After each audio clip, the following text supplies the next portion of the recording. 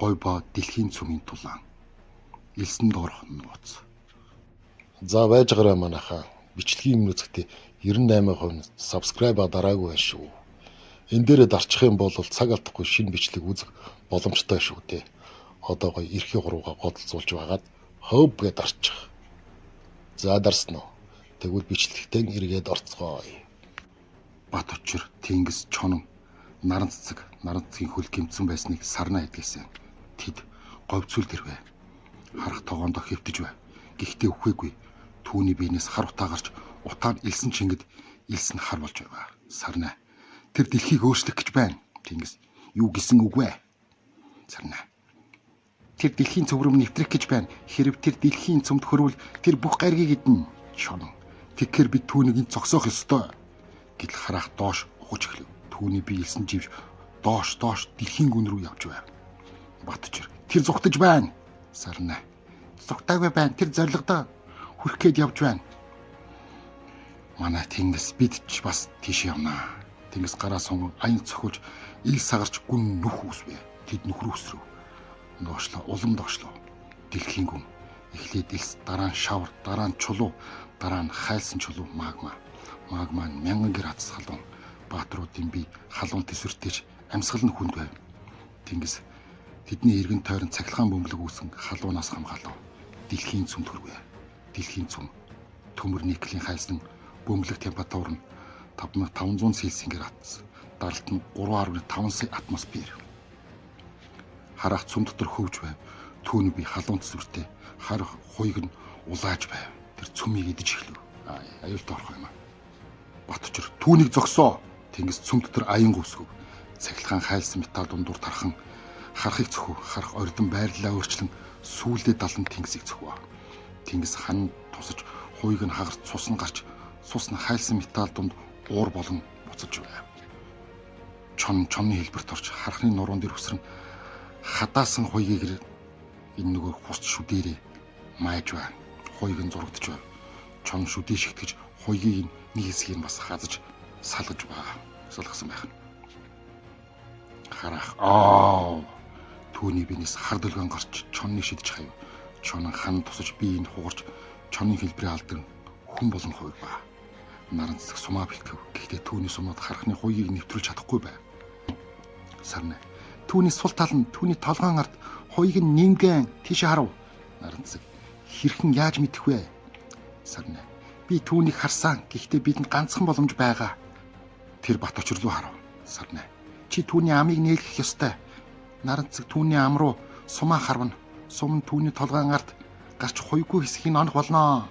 Батчир түүний ам 50 м өргөн дотор нь 3 игнэшүүд тэр намайг залгих болно. Сарна. Чи түүнийг залгиулахгүй амыг ангайлах ёстой. Батчир за би хийе. Харахын амд. Батчир харах руугүй харах түүнийг харж амаа нэв 50 м өргөн ам 3 игнэшүүд мухай хар соролтоо хийж гэлв. Батчир тэр шууд ам нүсрв. Ам руу нүсрээ орсон. Харахын ам хааглаа. Шүдүүд нь бат учрын биеийг хазж эхлэв. Гэхдээ түүний бие гам мэт хатуу шүдүүд нь хугарч эхлэв.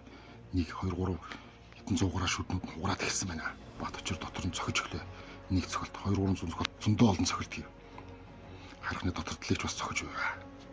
Харахын ам албад нь нээгдвэ. Наран цэцгээ одоо түүний гарт хамгийн сүүлчийн сум байв. Энэ сум алт цагаан хөх 3 өнгийн гэрлэг гэрэлтэж байв. Тэр бүх хүчээ нэгэн сум төвлөрүүлвэ. Сум нэсв. Сум харахын амд орж хоолоогоор нь цааш нэсэн толгоон ардч хуйгүй хэсгийг нь орвоо. Харах. Түүний би гэрэлтэж эхлэв. Эхлээд хар дараа нь улаан дараа нь цагаан тэр дэлбэрвэ. Дэлбэрт дэлхийн цөм дотор од шиг гэрэлтэв. Гэрэл дэлхийн гадаргуугаас сансарт харагдаж тэр чинь бүх хүмүүс тэнгэрт 2 дахь нар гарч байгааг харваа. Бат учир дэлбэртээс амьд гарч ирэв. Түүний биеийн шидэж хуйг нь хайлж харин тэр эрүүл зогсож байв. Тэр бид яллаа гэж хэлвэ. Харийнхны дуудлага. Харах өгсөн ч түүний биенээс сүүлчийн дохиос сансарт гарч сугар гариг руу чиглэв. Сарна. Тэр хин нэгэн дуудлага илгээсэн. Тэнгис хинд. Сарна. Би харж чадахгүй байна. Гэхдээ сугар гариг дээр амьдрал байдаг юм. Мөн тэд уурлаж байна. Гэнэт тэнгэрт улаан гэрэл гэрэлтэв. Сугар гаригаас 3 хөлөг ирэв. Хөлөг бүр нь 10 км өргөн, хэлбэр нь пирамид мэт, гадаргуу нь улаан болроор бүрхэгдсэн. Хөлөг онгоцууд дэлхийг тойрон эргэж дуу хэлгээв.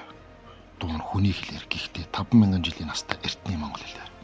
Та нар бидний хамтрагчийг алсан. Одоо та нар бидний өмнө хариулах болно. Эсвэл дэлхий чинь ангарах шиг болно. Сарна. Тэд ангаргыг тэд устгасан юм уу? Чүн. Харах биш тэд. Сарна. Харах бол тэдний зэвсэг байсан. Тэд үүнийг гариг устгахаар илгээдэг. Батчир. Тэд хин бэ? Сарна.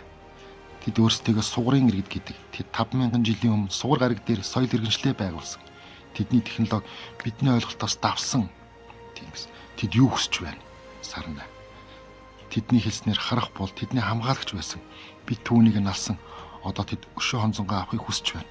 Эсвэл тэд биднийг зэвсгээ өргөн бууж өгөх гэсэн. Батчир. Зэвсгээ өргөх үү? Үгүй. Монголчууд хизээш дайсны өмнө зэвсгээ өргөж байгаагүй. Тэр тэнгэрт гарч пирамид хөлөг рүү харав. Батчир. Хэрэг тэд тулаан хүсэж байвал тулаан болноо. Сугар гариг руу аялснаа Баатрууд шийдэл гаргав. Тэд дайсныг тэдний нутагт очиж тулалдахаар шийдсэн. Тэнгис сансарт нисэх хүчтэй тэр бусдыгаа цахилгаан өмлгөр хамгаалан дэлхийг сугар хүртэл нисвэ. Сансарт аялах дэлхий хажмаар жижиг болж сэнхэрцэг болон хойров. Нар томорч гэрэл нь хурц халуун боллоо. Сугар гариг ортов. Түүний гадаргуу шаран улбар шарангатай үйлс нь хүхрийн хүчлээр бүрхэгдсэн. Гадаргуун температур нь 460 градус. Даралт нь 900 атмосфер. Тэд сугарын гадаргуу дээр газартваа. Иргэн тойрон улаан элс, шар тэнгэр, асад пирамид хотууд харагдана. Пирамид бүр 50 км өндөр. Гадаргуу нь улаан болроор бүрхэгдсэн. Дотор нь гэрэл гэрэлтнэ. Тэдний юм сугарын иргэд гарч ирв. Тэдний бие нь 2.5 м өндөр. Арьс нь улаан хүрэн, нүд нь том. Хар, толгойн ард нь ясан самбар байна. Тэдний зэвсэг нь гэрлийн сэлэм, энергийн жад. Тэдний удирдагч нь Аара гэдэг. Тэр 3 м өндөр, толгойн самбар нь алтан өгтэй, гарт нь хар таяг байваа. Дэлхийн дайчид та нар бидний ариун амьтныг алсан. Харах бидний хамгаалагч байсан. Тэр сарны ард талд 5000 жил унтсан. Та нар түүнийг сэрэж алсан. Тэнгис.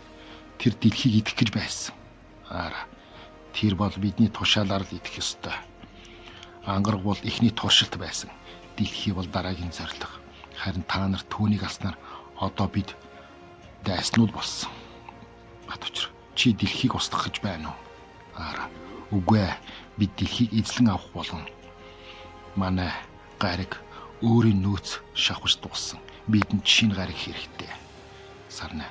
Тэгэхээр танай дайчид хаан байгаа. Аара. Бид бол амьд үлдэгч. Тэр гараа өргөв. Араас нь 1000 сугарын дайчин гарч ирв. Тэдний нүд улаан. Гэрэл нь зэвсэг насч гэрэлтэж байваа. Аара. Хэрв та нар ялбал бид дэлхийг эзлэхээ зогсооно. Хэрв бид ялвал дэлхий биднийг. Батчир. Тэгэхээр тулаан болохоос аргагүй болжээ. Тэр гараа цангитан урагш алах ба. За ингээд парт 2 дуслаа. Удахгүй парт 3 орно. Манайхан лайк болон subscribe-ад заавал дараарай. За баяртай.